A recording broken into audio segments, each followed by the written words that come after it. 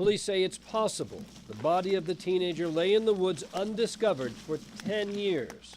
Flesh gave way to bone. So what do the bones tell about him? Dr. Michelle Stauffenberg is a Fulton County medical examiner. The most significant thing here is the injury, which indicates a cause of death. In this photograph here, we can see a hole up above the left eye. This is a gunshot entrance wound. In the back of the head, in this photo, we can see another hole that is the exit gunshot wound. A surveyor found the skull in woods in southwest Atlanta.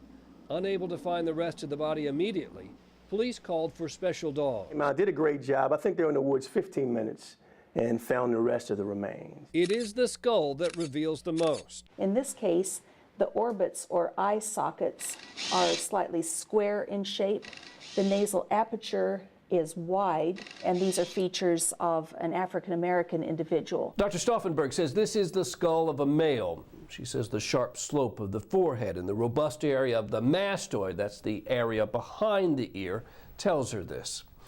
She also believes that this is a teenage male. If you look at the top row of teeth here, you come to this tooth right here. She says this is a wisdom tooth. It is not fully extended, meaning that this person was a teenager.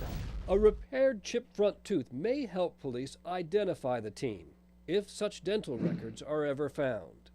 The back of the left front tooth has a metal crown. The front is porcelain. We've gone through numerous missing persons files over the last 20, 25 years trying to find some similarities in the characteristics of the skull, as far as the clothing, what was reported by other missing people, and we cannot find it in our jurisdiction.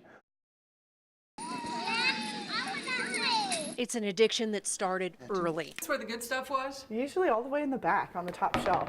A latchkey kid. Before my folks got home, I knew where all the good stuff was hidden. By 9, Megan Hill of Marietta was secretly rooting through her parents' cabinets after school. It was because it was all about don't let anybody know that I'm doing this. But Megan wasn't searching for drugs or alcohol. She was hooked on food and how it made her feel. I call it like a food coma, that the world is gone because I'm by myself with my food. And the food is constant. It is always there. As many as 4 million Americans binge eat, way past the point of feeling full. And they usually do it alone and in secret. As Megan got older, food became her fix. If you're angry, it's there. If you're sad, it's there. If you're lonely, if you're heartbroken, if you're nervous, it's always there. But new research shows there may be a compelling biological reason a third of Americans are overweight. They may be addicted to food. Your brain is screaming, eat, eat, eat, because who knows when you'll see this again. But fast food is everywhere, promising a quick fix of fat, salt, and sugar that new studies show can be as powerful as a drug. A team from Scripps Research Institute in Florida found that binging on junk food triggered the same chemical release in the brain that heroin and cocaine addicts experience when they get high. And overeating may alter the brain's chemistry too. So Emory psychiatrist Dr. Charles Razan says you need to eat more and more just to feel normal. It is very hard to go against your brain. You know, people think that it's just no big deal, but you know, those are people that have never been in a state where their brain hijacked them. 2 years ago, Megan decided she needed help and found therapist Dina Zeckhausen, who specializes in eating disorders. So many people who struggle with binge eating have very low self-esteem. They feel so ashamed and so embarrassed about this. We live in a culture that's extremely judgmental about weight. Megan realized she was using food to stuff down her emotions. That this is the crutch that I'm using for something else because I'm afraid to be angry, or I'm afraid to admit that I'm sad, or admit that I'm overwhelmed and can't deal with everything. And dieting may only trigger more binging. People who've been on diets for long periods of time often end up gaining much more weight than when they started. So dieting is not the answer. It's figuring out healthy ways to cope with emotions. For Megan, the temptation to overeat is everywhere. If you're addicted to crack, you can stay away from the crack house. If you're addicted to alcohol, you can keep alcohol out of your home. The problem with compulsive eating is that you have to face food 3, 4, 5 times a day. It's a day-to-day struggle, but Megan says she is making peace with both food and her feelings. I mean, it's okay to run around and scream. It's okay to say, I'm really sad and I'm going to take 10 minutes and just cry. And that's actually a whole lot healthier than, you know, down on a couple Big Macs or doing whatever else you're going to do to stuff down that emotion. When it comes to easygoing babies, Heather and Jonathan Cape feel like they've hit the jackpot with 5-month-old Evelyn Rose. Everybody says that she is the happiest baby that they have ever seen. Yet parenthood for the Athens couple has been bittersweet. I mean, life isn't normal anymore. Our life has completely changed. Because instead of being home to tuck her baby into bed most days, this is the last dose of chemo.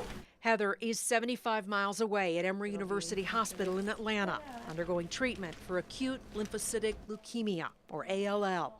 I'm still a normal mom in the sense of feeding her and taking care of her and playing with her, but then it's like, okay, I have to fill my pill box and we have to go to the doctor and have to go get my blood checked, and I'm really tired. Heather was just 4 weeks pregnant when her first checkup showed she had an abnormally high white blood cell count. The reason? She has a cancer of the blood-forming cells. The fear of the unknown was the hardest part of it all. Just, God help us, you know, help us be able to make it through this and let the baby be okay. Heather was able to delay her cancer treatment until Evelyn was safely born in July. But 2 months later, her bones began to ache. And little we know, it was the cancer progressing and,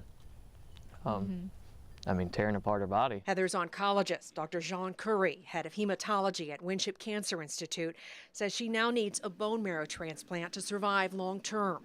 Doctors plan to wipe out her immune system with chemotherapy and radiation and then rebuild it with stem cells from a healthy donor. So we're both eradicating any residual leukemia that chemotherapy did not eradicate.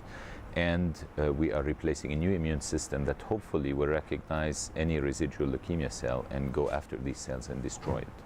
But first, Heather has to find a marrow donor because no one in her family is a good match. Her doctors are now searching for an unrelated donor on the National Marrow Donor Registry. There's 4 swabs here, and there's 4 spots in the mouth. Brush for 10 good long seconds inside of your cheek. Like Stacy Toney of the Georgia chapter of the Be the Match Foundation says it takes just a few minutes and a few swabs of your cheek like this to sign up to be a potential donor. You tell me when.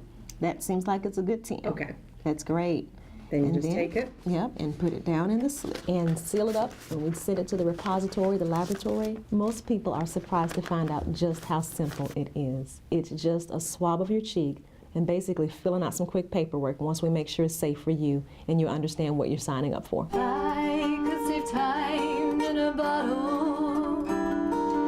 First thing that I'd like to do. Heather is hoping that her donor will come through by spring. And we're hoping and praying that someone out there is going to be a match and we'll give a little bone marrow for her. And to be able to live a long, healthy life with my husband and child, I mean, indescribable.